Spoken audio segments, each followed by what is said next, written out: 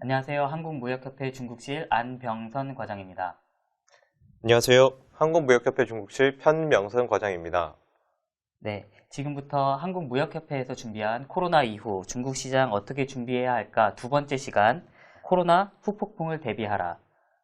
성균관대학교 안유아 교수님 모시고 저희 진행해 보도록 하겠습니다. 교수님 안녕하세요. 네, 안녕하세요. 교수님 이제 시작할 건데 간단하게 자기소개를 좀 해주시고 진행하도록 하겠습니다. 네, 저는 성균관대학교 중국대학원에서 재무론과 그리고 중국 자본시장 이론을 강의하는 안유화입니다.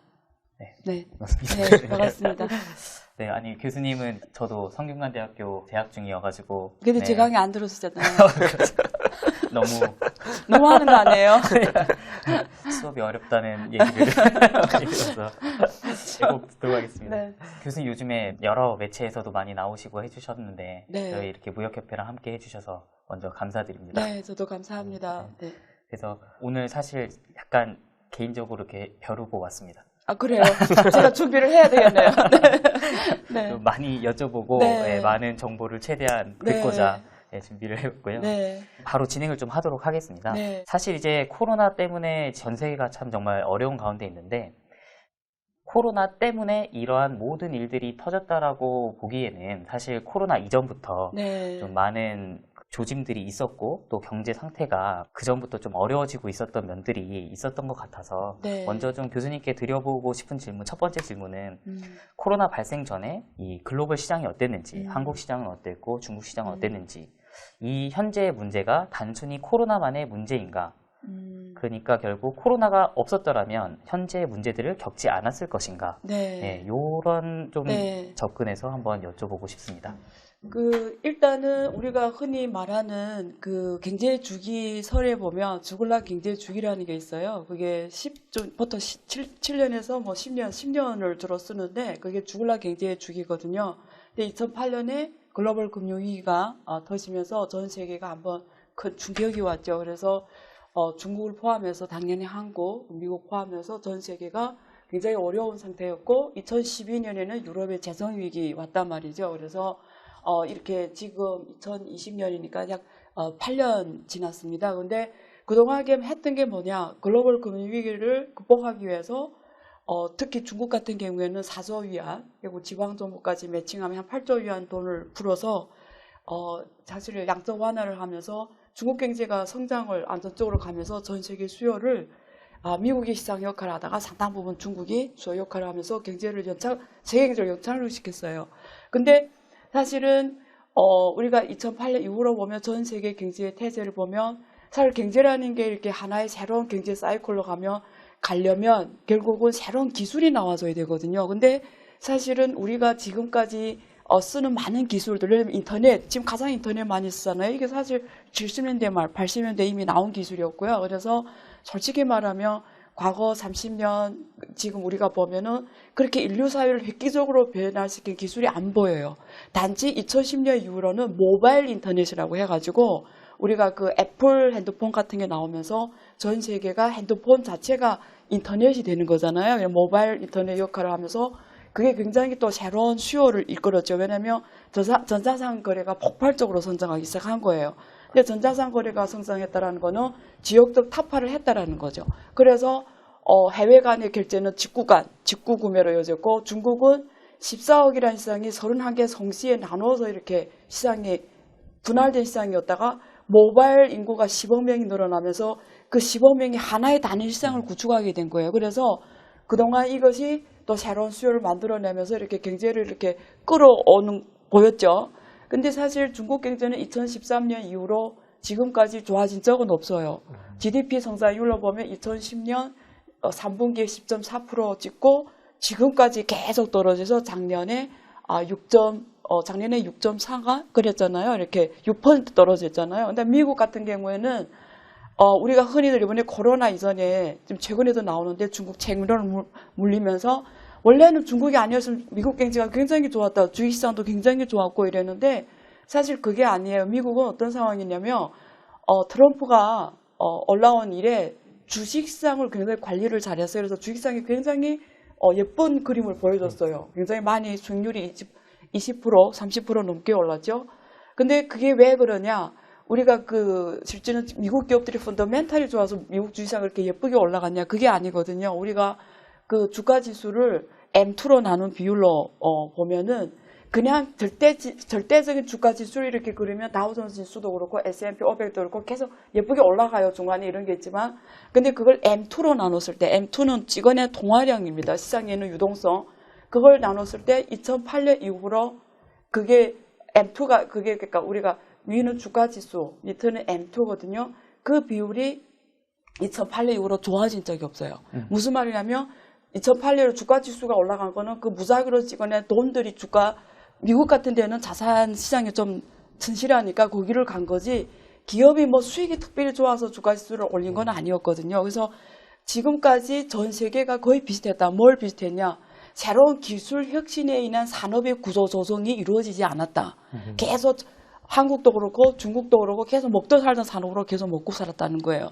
근데 우리가 말하는 제4차 기술혁명이라 해서 5G 그리고 빅데이터, IoT, 인공지능 뭐 이런 것들은 한다 했지만 그게 아직 각 나라의 성장 주도 산업으로 하기에는 아니다. 아직은 초창기 단계에 머물러 있다. 그래서 그러한 것들이 이렇게 있어서 사실 경제가 굉장히 펀더멘털이 안 좋았어요. 특히 중국은 더 안 좋았어요. 뭐 제가 여기서 긴 시간 풀 수는 없지만 그래서 굉장히 올해 코로나 없이도 경제 위기 온다. 뭐 내년이 온다. 저도 이런 이야기 많이 했지만 그래서 그런 복합된 이 몸속에 있는 암들이 내재된 상황에서 지금 1월에 코로나가 터지면서 그게 트릭을 당겨버렸죠. 그러니까 이게 천천히 죽냐 빨리 죽냐의 문제였다는 거죠. 근데 코로나 때문에 다 빨리 죽게 생긴 거죠. 이게 왜냐면 이게 현금 흐름이 일반적인 기업을 경영해 보면 보통 아무리 대단한 기업이라도 이게 현금 흐름이 한 3개월 지나면 버티기 힘들어요. 길게 봤자 6개월이에요. 아무리 대기업이라도. 그래서 지금 미국의 대기업 지금 특히 이런 대형 마켓 이런 데는 거의 지금 파산 직전에 왔거든요. 그러니까 그런 면에서 코로나는 단지 원래 세계 경제가 구조 조정을 미루면서 온 이런 복합적인 문제점들을 수면 위로 확 드러내게 하는 트리거 역할을 했을 뿐이다. 그래서 이 문제의 본질을 여기다 찍는 게 맞지. 코로나 때문에 이렇게 됐다라는 거는 정치인, 학자로서 굉장히 사실 문제의 본질, 책임감을 미루는 거죠. 네. 네. 말씀 주셨던 것처럼 이제 어떻게 보면 경제가 뭐 잠재 성장률이 계속 올라가기 위해서는 뭐 기술 혁신이라든지 이런 부분들이 있어야 되는데 2003년 이후에 네. 사실 그런 부분은 멈춰 있었고 2013년. 네, 네. 2013년 이후에는 네. 사실 멈춰 있었고 네. 중국이 이제 어떤 모바일을 통해서 시장이 단일화되면서 네. 이 네. 수요 측에서 네. 이제 전체적으로 끌어와서 계속 이렇게 유지가 된 거이지 네.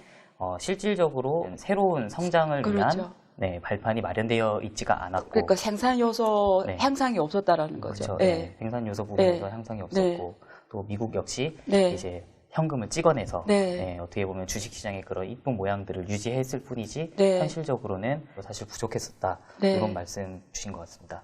뭐 최근에 이제 IMF에서 그 경제 성장, 네. 경제에 대한 이제 이 보고서를 보니까 이 코로나로 인해서 하여튼 뭐 전 세계가 약 마이너스 3% 네. 성장할 거고. 근데 이게 이제 금융위기랑 비교해봤을 때 금융위기 때는 마이너스 0.75%였는데 이거에 엄청난 네. 네, 부분인 것 같고 뭐 중국도 마이너스 뭐 6.8%? 네, 이런 식으로 지금 돼서 전 세계적으로 봤을 때 과거의 위기와 좀 이렇게 비교를 해봤을 때 좀 심각한 상태가 아닌가라는 네. 생각이 드는데 교수님 의견도 어떠신지? 2008년 같은 경우에는 우리가 위기를 볼 때 공급 사이드하고 수요 사이드 위기를 봐요. 근데 2008년 같은 경우에는 그 금융 위기예요. 그러니까 금융의 파생 상품, 거품이 터지면서 이루어지는 것들 때문에 이게 한순간에 우리가 혈관이 흐를 때 어디에 뇌출혈이 생기면 사람이 죽어버리는 것처럼 혈액순환이 잘 안 된 거거든요. 그러니까 금융이라는 게 혈액순환이란 말이에요. 그래서 혈액순환이 잘 안 돼서 뇌출혈이 생겨서 터졌다는 게 2008년 금융위기예요. 이건 어떻게 극복 가능하냐면 돈을 풀면 돼요. 왜냐면 우리가 이게 혈액순환이 잘 안 되니까 돈이 없는 쪽에다 돈을 긴급 수요를 해서 이렇게 돌게 하면 되거든요. 근데 지금 코로나 같은 경우에는 공급 사이드하고 수요 사이드가 다 샥을 준 거예요. 원인은 간단해요. 사회적 거리를 유지하라 이거예요. 그러면 사회적 거리 유지하기 때문에 밖에 못 나가서 돈을 쓸 수 없는 거고, 그 다음에 직원들은 회사를 못 나가기 때문에 근무를 할 수 없는 거. 그러니까 공급을 못하는 것과 수요를 뭐 일으키는 거 두가 사이드의 충격이에요. 근데 이런 충격은 역대로 많지 않습니다. 사실 1929년 대공황 이후로 지금까지 그동안 일어났던 이런 이 위기들이 이렇게 공급과 수요 사이드가 동시에 일으킨 적은 없거든요. 근데 이거는 돈을 아무리 풀어서 해결할 수 있는 게 아니에요. 왜냐면 내가 돈이 지금 코로나 때문에 집안에 있는데 그 사람의 목을 끌고 가서 야 일해라 이럴 수는 없잖아요. 근데 사실 지금 미국에서 그런 일이 일어나긴 해요. 지금. 네. 왜냐면 지금 경제가 다 망하게 생기니까 미국 사람들은 나는 코로나 걸릴지언정 나는 경제로 죽을 수 있다. 그래서 난 가겠다는, 자기네 하겠다라는 거예요. 코로나보다 나는 경제로 죽는다. 그래서 지금 막 회복하겠다는 거잖아요. 그게 좀 여기에 해당이 되는 건데, 그러니까 무슨 말이냐면 이게 공급 사이드하고 수요 사이드 충격이기 때문에 돈을 풀어서 혹은 뭐 감세를 해서 재정정책 이런 거 해서 극복할 수 있는 문제가 아니에요. 그러니까 이 충격은 문제가 해결이 돼야 되는데 그 문제가 코로나거든요. 그럼 코로나가 없어야 되거든요. 그러려면 한국처럼 이렇게 통제를 잘하든지, 근데 한국 같은 나라가 많지는 않잖아요. 그러니까 유럽하고 미국하고 지금 통제 지금도 안 되고 있잖아요. 우리가 한국의 그 코로나 커브 곡선을 보면은 한 달 만에 거의 이렇게 하단에서 줄어들었어요. 대만도 그랬고, 근데 유럽하고 미국의 코로나 커브 곡선 보면은 지금 2달이 지나는데도 지금도 하루에 몇천 명씩 죽어요. 그러니까 이게 해결이 안 되면 미국에서 지금 벌써 코로나 발생한 일을 지금 4조 넘는 돈으로 찍어버렸거든요. 안 돼. 의미가 없어요. 그러니까 이거는 충격이 지금 1분기 지났는데 2분기 더 커요. 오히려. 그래서 결국 이게 뭘로 해결되냐. 코로나 언제 끝나냐. 근데 코로나 끝나게 하려면 백신이 나와야 되죠. 그렇죠. 근데 보통 정상의 백신은 한 10년이 걸려요. 솔직히 제대로 하려면. 근데 이거는 전 세계가 막 공조를 지금 하기 때문에 1년에서 1년 반이 나온다라는 거예요. 그러면 지금 빨라서 미국에서 뭐 올해 말 나온다고 하는데 그래봤자 올해 말 내년 중. 그러니까 이 사회에 그동안 레버리지를 일으킨 부채율이 높은 기업들이나 개인, 가게는 죽을 수밖에 없어요. 이게 또 원래 취약한 데다가 또 죽었어요. 그럼 일자리가 없으니까 실업률이 대량으로 나오는 거죠. 그래서 미국의 지금 실업 인구가 3천만 명을 넘어갔잖아요. 그게 또 다시 한번 수요 사이드를 또 죽여버리니까 악성순환이 일어나는 거죠. 그러니까 이게 빨리 통제되지 않는 한은 이게 처음에 코로나로 시작했다가 경제 위기로 더 악성화되면서 더 가게 되는 거죠. 그러니까 이런 위기는 우리가 경험해 본 적은 없는 거죠. 네. 교수님 말씀에 따르면 지금 사실 네. 각 국가들이 많이 이제 돈을 풀고 있는데 네. 결국에는 그런 것들이 지금은 약간 밑빠진 독에 이제 물붓기적인 거로 볼 수가 있는데 그럼 이로 인해서 이제 부정적인 이제 영향들이 또 이제 많이 드러나게 될 텐데 그렇죠. 혹시 뭐 교수님께서 네. 보시는 좀 중요하게 생각하시는 부정적인 영향으로는 어떤 것들이 있을지. 그렇죠. 그래서 제가 이 표현을 항상 이렇게 썼어요. 코로나 바이러스가 전 세계에 지금 확산되고 있지만 많은 사람을 지금 간과하고 있는 게 금융의 바이러스가 지금 전 세계에 확산되고 있어요. 그게 무슨 말이냐면 미국은 돈을 사서 찍든 어서 찍든 미국은 괜찮아요. 그러니까 무슨 말이냐면 미국 달러 값을 거의 엄청나게 떨어뜨리니까 국채가 종이 조각이 된다는 의미거든요. 국채에 나오는 그 이자율이 의미가 없다란 말인데 그럼에도 불구하고 이렇게 글로벌 샥이 왔을 때는 한국의 국민연금이라든가 중국의 사회보험기금 이런 연금기금들은 미국 달러를 살 수밖에 없어요. 미국 달러 자산을. 왜냐면 황금 뭐 이런 거 말고는 우리가 내 자산을 안전하게 지킬 수 있는 게 전 세계에서 달러 자산밖에 없어요. 그래서 이런 대형 기금의 입장에서는 황금을 축적하든지 아니면 그게 마이너스 금리를 준다 해도 달러 자산을 축적해야 돼요. 그럼 무슨 말이냐면 미국에서는 수익률을 고민 안 해도 찍어놓은 돈들을 어떻게 하죠? 다른 나라에다가 지금 위기 전가한 거잖아요, 이미.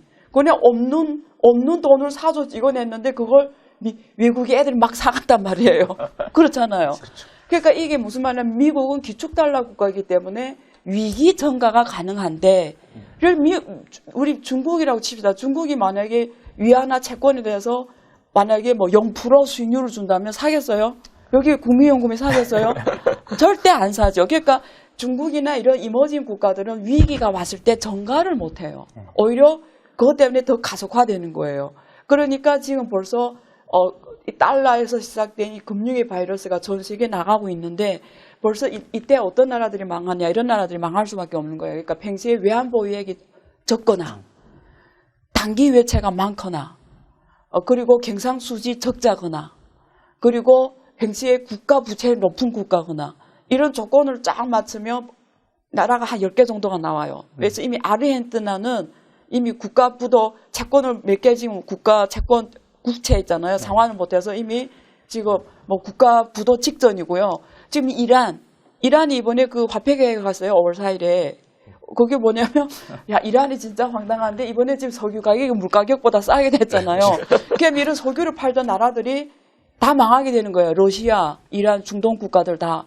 근데 이란은 워낙 지금 미국하고 관계 나쁜 바람에 지금 몇 년 동안 수출을 잘 못했어요. 네. 근데 코로나가 빵 터지고 또 이란이 엄청 심각했잖아요. 그러니까 수요도 죽어버렸어요. 그래서 이란은 사실은 국가 부도예요. 그래서 어떻게 했냐면 5월 4일에 발표한 화폐 계획이 얼마나 황당하냐면 그게 리라잖아요. 리라. 저도 네네. 거기 여행을 갔었는데 그 리라를 그 톤이라는 새로운 화폐를 발행했어요. 이름을 바꿔버렸어요. 근데 교환 비율이 10,000개 리라가 하나의 톤인 거예요.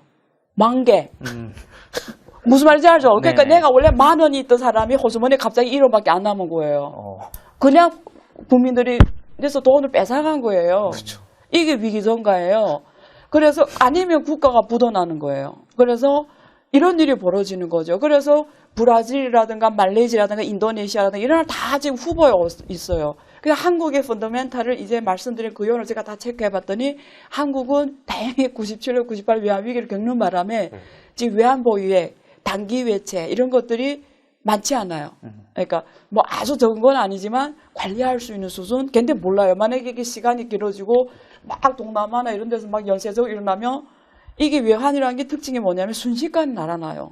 왜냐면 이게 만약에 원화를 한국은 지금 원화가 개방했잖아요. 자본 항목이. 누가 마음 먹고 이 나라를 내가 공격하겠다면 이 외환 보유할수록 계속 보호해야 되는데 그걸 몇 달을 못 쓰거든요. 지금 한 4천 얼마 있거든요. 한국이. 그러니까 몰라요 또. 그러니까 무슨 말이냐면 이게 또 미국에 이런 전문 여러 걸 이용해 돈 버는 애들 있잖아요. 그 조지 소로스 이런 애들 이렇게 공격해서 그래서 한국 정부는 굉장히 모니터링을 시시각각 긴장을 놓치면 안 되는 거예요. 왜냐하면 자유시장이기 때문에. 네. 아까 이제 말씀 주셨던 미국 같은 경우에 최근 기사 보니까 경제 노벨상 탄 학자가 두 주에 한 번씩 미국인들을 검사를 해가지고 말 그대로 업무에 투입이 될 수 있도록 해야 된다. 그렇게 하는 게 차라리 낫다. 경제적 비용이 그렇죠. 낫다. 이렇게 뭐 백신 그렇게 해서 뭐 백신도 빨리 만들어내서 하는 게 낫다. 이런 이제 얘기를 또 한 기사를 보고 말씀하셨듯이 진짜 지금 문제가 심각하다라고 좀 생각이 됩니다.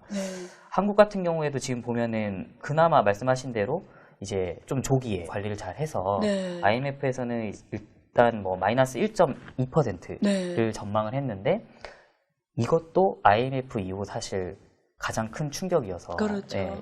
뭐 안도할 수 있는 상황이 아니잖아요. 그리고 뭐 이제 말씀하셨듯이 우리나라가 이제 그 IMF 때 자본시장 개방되면서 뭐 그때는 사실 우리나라 뭐 주식시장 이런 데들이 좀 국제 공조화가 그렇게 많이 되진 않다가 이제는 사실 조그만한 트리거만 있어도 막 주식시장이 막 변동하고 이런 부분들이 굉장히 좀 불안 요인으로 작용을 하다 보니 그렇죠. 이제 미국에서 이제 기축통화 국가가 풀어낸 양적 완화, 이 유동성이 결국에는 이제 말씀하셨듯이 이런 이머징 국가들에게는 뭐 2008년 당시에도 사실 그랬고 똑같이 그랬죠. 그래서 아르헨티나나 이란 이런 국가들은 좀 정말 문제가 심각하죠. 훨씬. 그리고 이제 보면은 사실 1분기에는 아직 실물 경제에 대한 타격이 얼마만큼 집계가 되지는 않았잖아요. 근데 이제 5월 달이 접어들었고 이제 곧 있으면은 이런 부분들이 다 나올 텐데 2분기 좀 전망은 어떻게 보시는지. 일단 중국 같은 경우에는 지금 1분기가 마이너스 6.8로 나왔고요.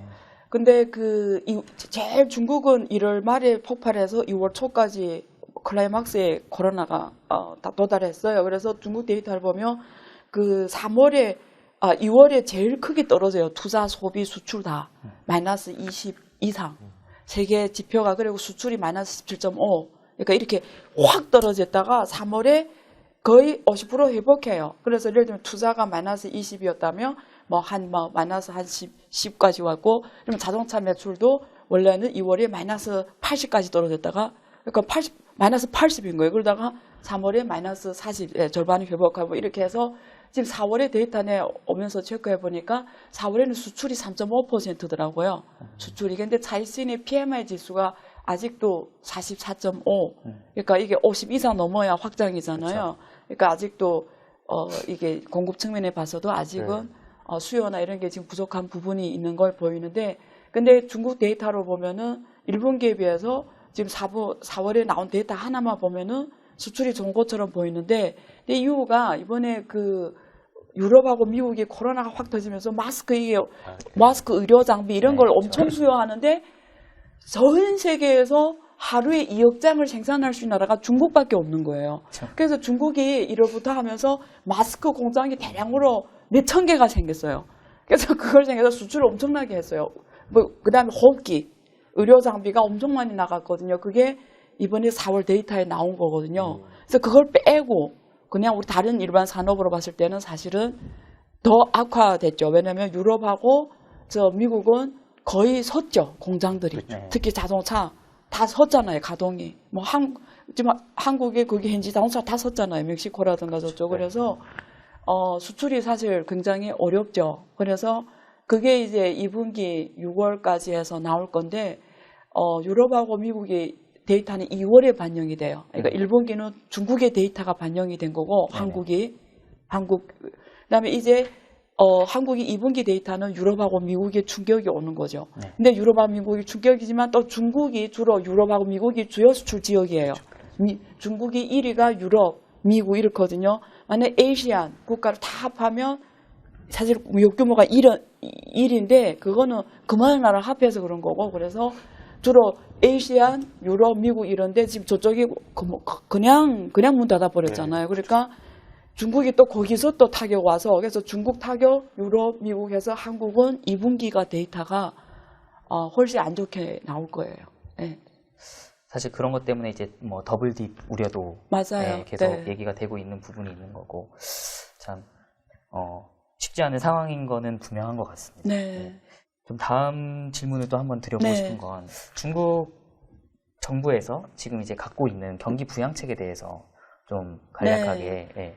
그러니까 지금 5월 21일부터 양회가 열리잖아요. 정협이 먼저 열리고 그다음에 인대가 열리는데, 그래서 그걸 지금 기대를 굉장히 많이 해요, 시장에서는. 근데 사실 우리가 안 봐도 그림이 뻔하거든요. 거기서 나올 수 있는 정책들이 뭐냐. 그러니까 보통 매년마다 중국에서 하는 양회는 두 가지 큰 사항이 있어요. 그 전년도에 예산을 어디에다 썼는지, 집행을 다 제대로 했는지, 그리고 각 지방양회에서 열린 의안들을 다 갖고 와요. 그래서 광동성에서는 올해 여기다 집회 이렇게 해라, 저기다 해라, 이런 게 탁탁탁탁 결정이 되는 게 양회거든요. 그래서 보면은 사실 뭐 양회가 그동안 못 열려가지고 확정은 안 됐었지만 지방에서 양회에서 나온 내용들을 보면 그게 다 나왔거든요, 사실. 그래서 이번 양회에서 우리가 기대할 수 있는 거는 이슈가 뭐가 있냐면 경제 성장률 목표를 발표하냐. 제 생각엔 발표하기 힘들 것 같아요. 하고 싶어도 뭐라고 발표할 것 같아요, 이런 불확성에. 그래서 그게 지금 이슈예요. 왜냐면 계속 지금까지는 그래도 뭐 처음에는 정확하게 하다가 후에는 범위만 발표하다가 올해는 아마 그것도 힘들 것 같아요. 그래서 그게 이슈고, 하나는 어떤 정책이 나오냐. 그러니까 그래봤자 통화정책하고 재정정책이에요. 통화정책이라는 게 중국이 많이 쓰는 게 지준율 인하, 뭐 우대금리 인하, 그 다음에 우리가 중국어로 수알라폰이라고 하는데, 하나는 SLF, 하나는 MLF, 이 두 개 다 뭐냐면 상업은행이 유동성 위기 왔을 때 중앙은행에서 바로 대출할 수 있는 한도를 말해요. 그래서 유동성 긴급 지원하는 거거든요. 그래서 이걸로 하다가 이번에 양회가 만약에 저 같은 경우는 뭘 주목하냐면, 지금까지는 예금 금리를 안 떨어뜨려줬어요. 우리 국민들이 가서 예금하는 그게 워낙 낮기 때문에 떨어뜨리는 게 사실. 그래서 근데 예금 금리를 안 떨어뜨리니까 무슨 일이 벌어졌냐면, 중앙은행에서 지준율 인하하고 그다음에 아까 쏠라폰, 말라폰 이러면서 그런 기후도서를 제공한다고 해도 상업은행이 대출을 안 하는 거예요. 왜냐면 이게 밑에는 예금 코스트는 우리 국민들이 한테서 돈을 저축한 게 그 은행 입장은 비용이잖아요. 그렇죠. 코스트는 안 떨어지는데 대출 금리를 국가에서 떨어뜨리니까 자기 마진이 떨어지니까 안 움직여요. 이익이 줄어드니까. 첫째. 두 번째, 지금 코로나 때문에 다 망하게 생겼는데 다 죽게 생겼네. 그다 대출한다라는 거 죽는 걸 알면 해주는 거잖아요. 근데 네. 그 책임 내가 져야 되는 거예요, 담당자가. 원금 회수가 안 예. 되죠. 그러니까 또 안 해주는 거예요. 그러니까 지금 중국에서 하는 그동안 지금 떨어뜨리는 게 다 의미가 없어요. 상호은행이 안 움직여요. 그래서 움직이게 하려면 이게 기준 밑에 그 예금금리를 떨어뜨려야 돼요. 그게 유럽에서 이미 있었거든요. 유럽이 기본금리가 이미 마이너스로 간지 네. 오라니까 이번에 갑자기 코로나 터지니까 정책이 없으니까 우리 그 국민들이 그걸 마이너스 0.5로 했어요. 내가 돈을 가서 은행 가서 예금하는데 내가 0.5 수수료를 줘야 된다고요. 그렇죠. 그게 그래서 이번에 중국이 저는 개인적으로 보는 게 그 예금금리를 떨어뜨리니까 통화정책 면에서는 그다음 재정책은 뭐 특별한 게 없어요. 지금까지 계속 감세를 해왔고요. 매년 3조에서 5조 위안 계속 감소를 해왔고 그다음에 비용을 줄이고 뭐 이런 거예요. 그런데 이번에 유일하게 지금 아마 할 수 있는 게 전용채 확대. 그러니까 지방채가 코로나 극복을 위한 특별한 채권을 많이 발행하게 하는 거예요. 그 말은 다른 말로 하면 지방정부의 지방정부 적자율을 높이는 거예요. 원래 중국의 적자율이 국가적으로 한 4% 재정 적자율이. 근데 이걸 뭐 5%, 8% 이렇게 높이는 거죠. 그렇지 않으면 극복할 방법이 없어요. 그러니까 쉽게 말하면 지방정부하고 중앙정부의 재정 적자율을 높이는 거예요. 그걸 어떻게 높이겠어요? 채권을 발행할 방법밖에 없잖아요. 그거고요. 그리고 우리 투자와 관련되는 게 여기 신형 인프라. 네. 지금 이게 지방 양회에서 나온 내용을 정리한 건데 다 그때 당시에 합해봤더니 40조 넘는 각 성별로 신형 인프라라는 게 뭐냐면 5G, IoT, 빅데이터 이런 관련 4차 기술 혁명 관련 산업 인프라를 깔겠다는 거예요. 특히 중국이 그 큰 면적을 5G 인프라를 다 깔겠다라는 거예요. 그게 신형 인프라 개념인데 그것과 함께 전통 산업을 또 새로운 또 이렇게 우리가 이런 그 새로운 산업 이제 빅데이터화, 인공지능화, IoT화 이렇게 또 새롭게 옷을 입히는 작업 이걸 합해서 공공의료보건 그다음에 신재생에너지 이걸 합해서 40조 위안을 앞으로 투자하겠다. 이게 지금 투자 확대 정책인데 올해가 집행이 되는 게 지금 한 5조 위안에서 6조 위안. 이 지방에서 나온 데이터를 보면 근데 이게 금융위기 때는 4조 위안 풀었잖아요. 거기에 비하면 그보다 제 보기에는 적어도 1.5배에서 2배 정도 더 풀겠다라는 거죠. 투자를 또 까는 거죠. 또 그래서 저는 걱정스러운 게 말이 신형 인프라지 신형 인프라라는 게 수요가 아직 없거든요. 이게 주도 산업이 아니기 때문에 내 5G 인프라를 깔아서 5G 산업이 막 나와요. 그러니까 이게 적자 산업이에요. 그래서 지방 정부는 눈에 수익이 없는 걸 해야 되는 거예요, 일단. 근데 이게 하기 싫을 거예요.